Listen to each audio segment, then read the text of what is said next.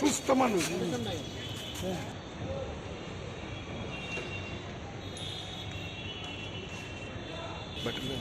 সব তো আমরা দূরাই সবাই এক লোক নিচে মাল্টি খেলা তো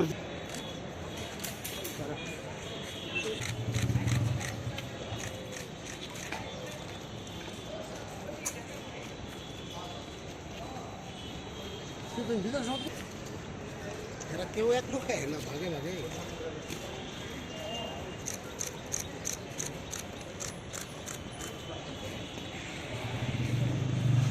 খাইরো না দূর।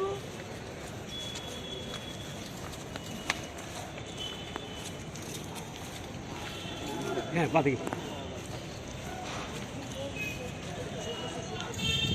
আমার তারা সবাই উপস্থিত আজকে, যেহেতু তারিখ আছে, আমরা তারা পক্ষে যারা আইনজীবী আমরা আছি, আমরা দরখাস্ত দিয়েছি যে অভিযোগ আনা হয়েছে এই অভিযোগের ভিত্তিতে সাপোর্ট করার মতো কোনো তথ্য সেখানে নেই এবং একটা সম্পূর্ণ ভিত্তিহীন, তাই এই কেস চলতে পারে না, তাদেরকে বিশ্বাস সবাইকে ছেড়ে দেওয়ার জন্য আমরা দরখাস্ত দিয়েছি।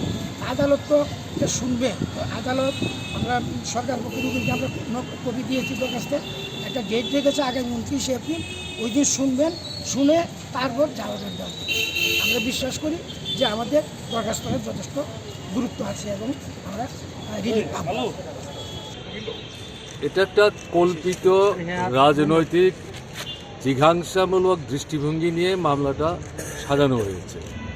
পুলিশ কর্মীদের আমি দায়ী করছি না, কারণ যাদের বিরুদ্ধে অভিযোগ তাদের বাবার নাম ঠিকানা পর্যন্ত ওরা ঠিকমতো লিখতে পারে, এর বাইরে কী বলবো। এবং ওরা বলেছে ওদের অফিসাররা নাকি ফিজিক্যালি টর্চার্ড হয়েছে। একটাও তারা যারা আহত হয়েছেন, জখম হয়েছেন, তার কোনো নাম নাই, হাসপাতালে গেছে তার কোনো তথ্য নাই, কোথায় জখম হয়েছে তার কিছু বক্তব্য নাই। ওখানে জমেছিল তো প্রায় 2,500 থেকে 3,000 মানুষ, কেমন না? তাহলে এগুলো সমস্ত মানে বিরোধীদের কণ্ঠ স্তব্ধ করে রাখা, জনগণের স্বার্থ নিয়ে যাতে বিরোধীরা কথা বলতে না পারেন, নিজেদের ব্যর্থতা ঢাকবার জন্য, অপদার্থতা ঢাকবার জন্যে। এখন কোর্ট তো কিছু করার নেই, তার কাছে মামলা এসছে। কাজে এই যে বলছেন আপনাদের ভাষায় হ্যারাসমেন্ট, আমি শব্দটা নাইবা বললাম। এখন এটা তো কোর্টের কাছেও একটা সমস্যা, যেমন তারা বুঝতে পারছেন সবটা, এই তো বক্তব্য।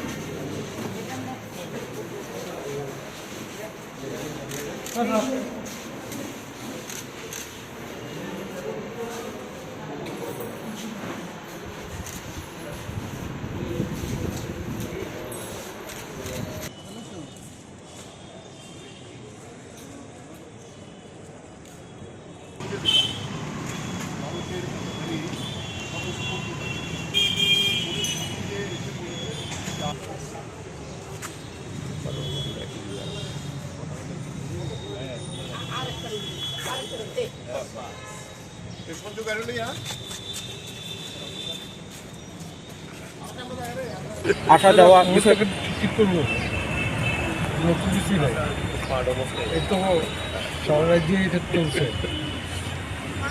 সরাসরি গরম করতে তার অধিকার, এটা বিপন্ন এবং সব সাধারণ এইসব করা হচ্ছে। পুলিশ তো আমাদের বলপূর্বকই আমাদের করতে দেয়নি, কিন্তু মানুষের চাপে আমাদের করতেই হয়েছে। এটা জনগণের যে ডিমান্ড ছিল, মূলত কৃষকদের দাবিটাকে নিয়ে। পরবর্তী সময়তে পুলিশ আমাদেরকে গ্রেপ্তার করার জন্য বলেছিল, কিন্তু আবার গ্রেপ্তার করে নিয়েও যেতে পারে। মানুষের এতখানি স্বতঃস্ফূর্ততা ছিল।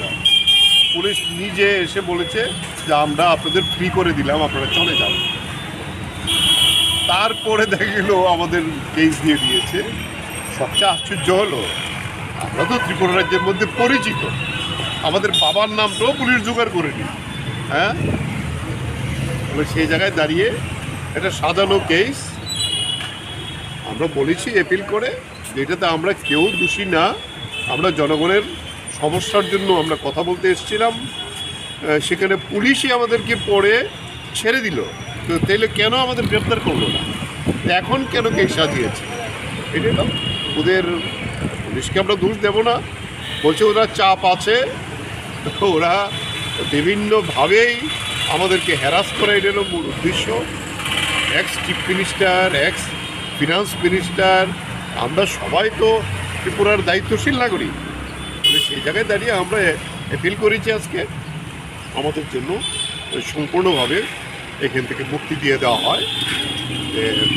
বলেছেন আমরা একটা পিটিশনও করেছি, তার ভিত্তিতে আগামী শুনানিতে এটা আলোচনা হবে এবং যত তাড়াতাড়ি সম্ভব তারা এটা মুক্তি দেওয়ার জন্য আমরা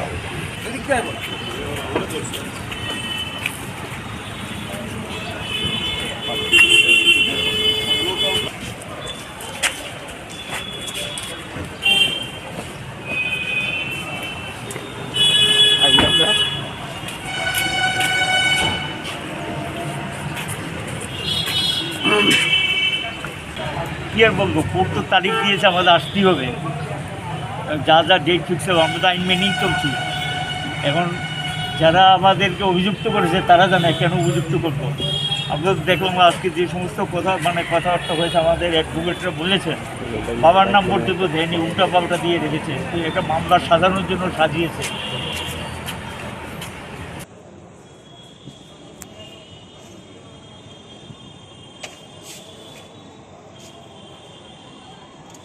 ওনারা তো আগেও এসেছে, জ্যাক্সে গাড়ি আইছেন ওনার বিরুদ্ধে কেস হয়েছে, ওনারা আগেও এসেছেন, আজকে ছিল তাদের হাজিরার দিন এবং কোর্টে আজকে তাদের বিরুদ্ধে চার্জ গঠন করার কথা ছিল। তো তারা সবাই উপস্থিত আজকে, যেহেতু তারিখ আছে। আমরা তারা পক্ষে যারা আইনজীবী আমরা আছি, আমরা দরখাস্ত দিয়েছি যে অভিযোগ আনা হয়েছে এই অভিযোগের ভিত্তিতে সাপোর্ট করার মতো কোনো তথ্য সেখানে নেই এবং একটা সম্পূর্ণ ভিত্তিহীন, তাই এই কেস চলতে পারে না, তাদেরকে সবাইকে ছেড়ে দেওয়ার জন্য আমরা দরখাস্ত দিয়েছি। আদালত তো এটা শুনবে, তো আদালত আমরা সরকার পক্ষকে আমরা কপি দিয়েছি দরখাস্তে, একটা ডেট রেখেছে আগামী 29 এপ্রিল, ওই দিন শুনবেন, শুনে তারপর জামিন দেওয়া যাবে। আমরা বিশ্বাস করি যে আমাদের দরখাস্তটা যথেষ্ট গুরুত্ব আছে এবং আমরা রিলিফ পাবো। চলো আগে না রে ভাই।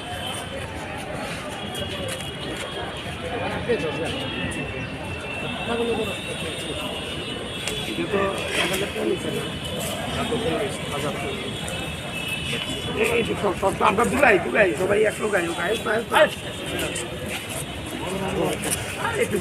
আমি কি আমার